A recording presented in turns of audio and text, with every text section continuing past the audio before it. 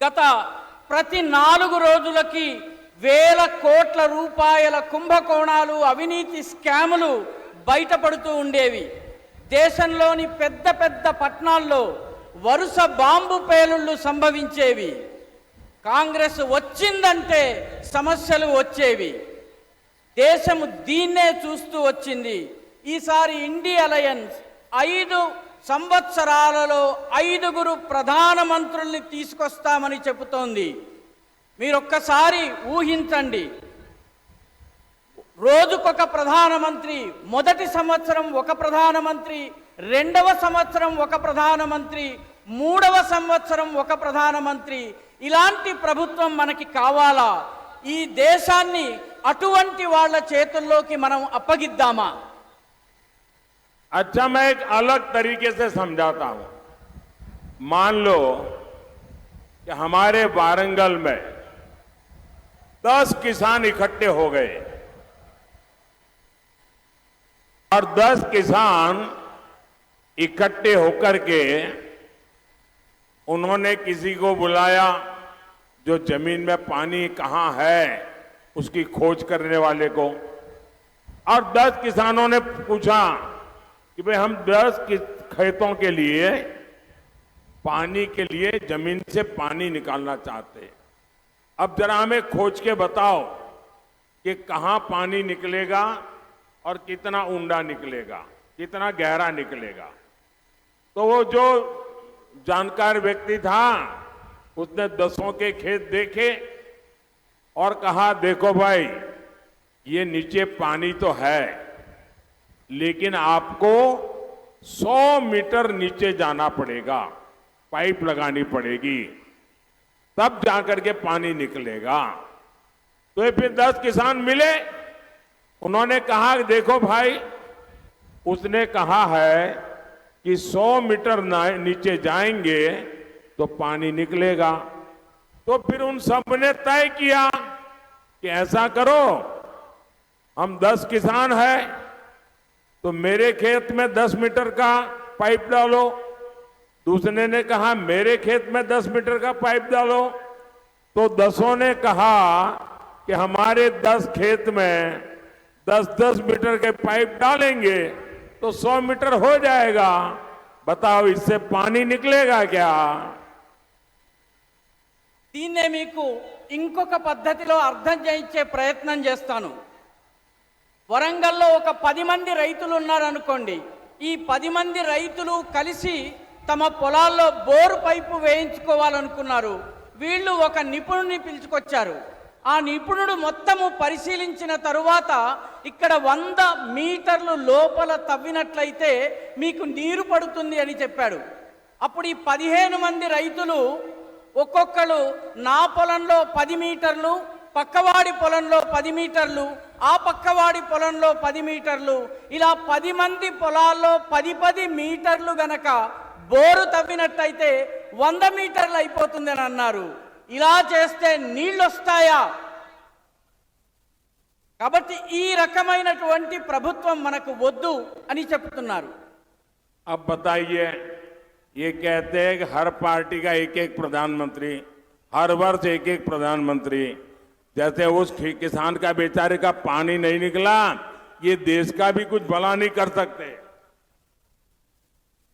కాబట్టి ప్రతి పార్టీకి ఒక్కొక్క ప్రధానమంత్రి ఉన్నట్లయితే ఈ దేశం యొక్క భవిష్యత్ ఏమవుతుంది?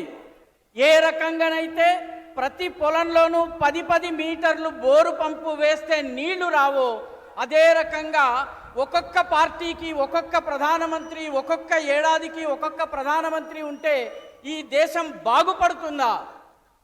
साथियों, कांग्रेस झूठ की कितनी बड़ी मास्टर है, तेलंगाना से बेहतर कौन जानेगा? मैं आपसे पूछता हूं, कांग्रेस ने अपनी सबसे बड़ी नेता के जन्मदिन से पहले किसानों का कर्ज माफ करने का वादा किया था। इन्होंने झूठ बोला कि नहीं बोला? अब ये लोग 15 अगस्त तक अपने वादे टाल रहे हैं क्या कि लोकसभा का चुनाव खत्म हो जाए फिर वो हाथ ऊपर कर दे। क्या ये आपसे धोखा नहीं है? आपकी भावनाओं का अपमान नहीं है? ये लोग वेमुलावाड़ा के भगवान राजन्ना की सौगंध खा रहे थे और ये तो सनातन को गाली देने वाले लोग हैं। सनातन को गाली देने वालों की सौगंध, इसका कोई भरोसा कर सकता है क्या? మిత్రులారా, కాంగ్రెస్ ఎంత అబద్ధాల కోరు అన్నటువంటి విషయము తెలంగాణ ప్రజలకు తెలిసినట్టుగా మరెవ్వరికీ తెలియదు. నేను మిమ్మల్ని అడుగుతున్నాను, కాంగ్రెస్ యొక్క అతిపెద్ద నాయకుడి పుట్టినరోజు నాడు రైతుల యొక్క రుణమాఫీ చేస్తానని చెప్పి వాగ్దానం చేసింది. అబద్ధం చెప్పిందా లేదా? ఇప్పుడు 15 ఆగస్టు వరకు ఈ వాగ్దానాన్ని వెనక్కి తోశారు. లోకసభ ఎన్నికలు అయ్యేదాకా ఆగి ఆ తరువాత చేతులెత్తేయబోతున్నారు. ఇది మిమ్మల్ని మోసం చేయడం కాదా? మీ మనోభావాల్ని దెబ్బతీయడం కాదా? వీళ్ళు వేములవాడ రాజన్న మీద ప్రతిజ్ఞ చేస్తున్నారు, ఒట్టు పెట్టుకుంటున్నారు. కానీ మరొక వైపు సనాతనాన్ని తిడుతున్నారు. సనాతన ధర్మాన్ని తిట్టేటటువంటి వాళ్ళు పెట్టేటటువంటి ఒట్టుని ఎవరైనా నమ్మగలరా? साथियों, कांग्रेस ने तेलंगाना आंदोलन में बलिदान देने वालों के परिवार को पेंशन देने का वादा किया था। कभी भी वो वादा पूरा किया क्या?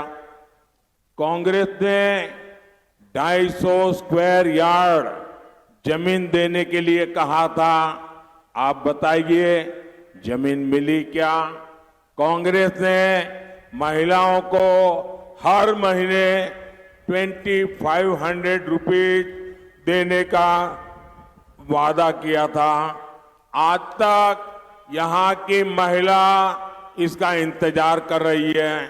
यहां तेलंगाना में पावर कट इतने ज्यादा बढ़ गए हैं कि लोगों का जीना मुश्किल हो गया है। ऐसी विश्वासघाती कांग्रेस क्या आपका भला कर सकती है? మిత్రులారా, కాంగ్రెస్ పార్టీ తెలంగాణ కోసం బలిదానం చేసిన వాళ్ళ కుటుంబ సభ్యులకి పెన్షన్ ఇస్తానని వాగ్దానం చేసింది. ఆ వాగ్దానం పూర్తయిందా? అదేవిధంగా కాంగ్రెస్ 250 గజాల భూమిని ఇస్తానని చెప్పి కూడా, స్థలాన్ని ఇస్తానని చెప్పి కూడా వాగ్దానం చేసింది. ఆ భూమి లభించిందా? కాంగ్రెస్ మహిళలకు నెలకు 2500 రూపాయలు ఇస్తానని వాగ్దానం చేసింది. ఇప్పటికీ మహిళలు ఆ 2500 రూపాయల కోసం ఎదురు చూస్తున్నారు. ఇక్కడ తెలంగాణలో విద్యుత్ కోతలు, పవర్ కట్స్ ఎంతగా పెరిగిపోయినాయంటే ప్రజలకు ఈ గంట గడవడం కష్టమైపోతోంది. ఇటువంటి నమ్మక ద్రోహి అయిన కాంగ్రెస్ మీకు ఎలాంటి మేలు చేయగలదు? ఒక్కసారి ఆలోచించండి. साथियों, जब से कांग्रेस आई है तेलंगाना का विकास ठप पड़ा है। सरकार का खजाना खाली हो गया है।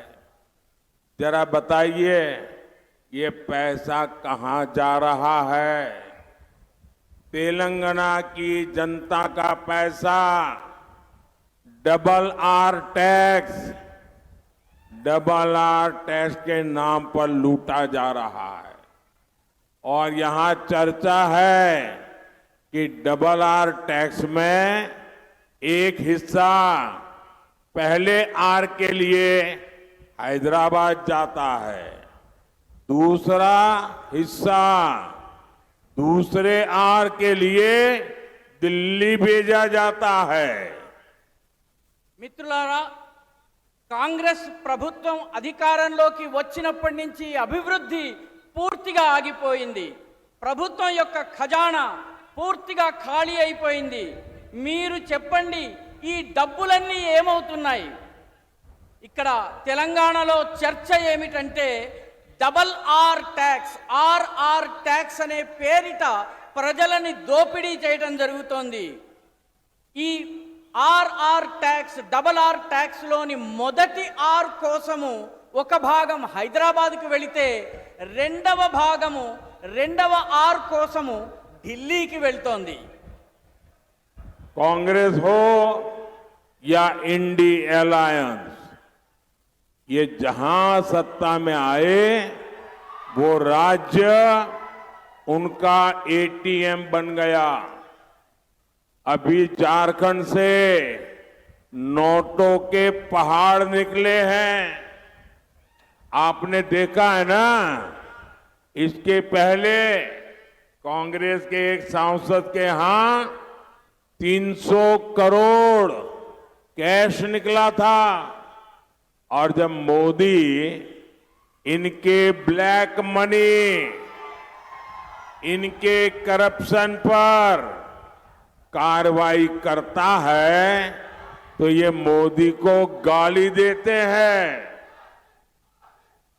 కాంగ్రెస్ కావచ్చు లేదా ఇండి అలయన్స్ కావచ్చు, ఈ రెండు ఏ రాష్ట్రంలో అధికారంలోకి వచ్చాయో ఆ రాష్ట్రము ఈ పార్టీల కోసం ఏటీఎంగా మారిపోతుంది. ఈ మధ్య జార్ఖండ్లో నోట్ల కట్టల గుట్టలు బయటపడ్డాయి. దీన్ని మీరు చూసే ఉంటారు. అదేవిధంగా ఇంతకు ముందు ఒక కాంగ్రెస్ ఎంపీ గారి ఇంట్లో 300 కోట్ల రూపాయల క్యాష్, నగదు బయటపడింది. మోదీ వీళ్ళ దగ్గర ఉన్నటువంటి నల్లధనాన్ని, బ్లాక్ మనీని, వీళ్ళ అవినీతిని అంతం చేసేందుకు చర్యలు తీసుకుంటే వీళ్ళందరూ మోదీని విమర్శిస్తూ ఉంటారు. साथियों, कांग्रेस के लिए देश का संविधान कोई मायने नहीं रखता। बाबा साहब आम्बेडकर ने खुद कहा था कि भारत में रिलीजन के आधार पर रिजर्वेशन नहीं मिलना चाहिए। लेकिन कांग्रेस ने कर्नाटका में बीसी आरक्षण काटकर मुस्लिमों को दे दिया है। यही कोशिश इन्होंने संयुक्त आंध्र प्रदेश में भी की थी, लेकिन तब हाई कोर्ट ने उस पर रोक लगा दी थी। ये बात कांग्रेस को खटक रही है, इसलिए ये कांग्रेस कानून बनाकर एससी, एसटी, ओबीसी इनका आरक्षण हटाकर अपने वोट बैंक मुसलमानों को देना चाहते हैं। जितना आरक्षण आज एससी, एसटी, ओबीसी को मिलता है वो खत्म करके इंडी अलायंस पूरा का पूरा रिजर्वेशन मुसलमानों को देना चाहती है। मैं जरा आपसे पूछना चाहता हूं, क्या आप ये लूट होने देंगे या आपका आरक्षण लूट लेंगे?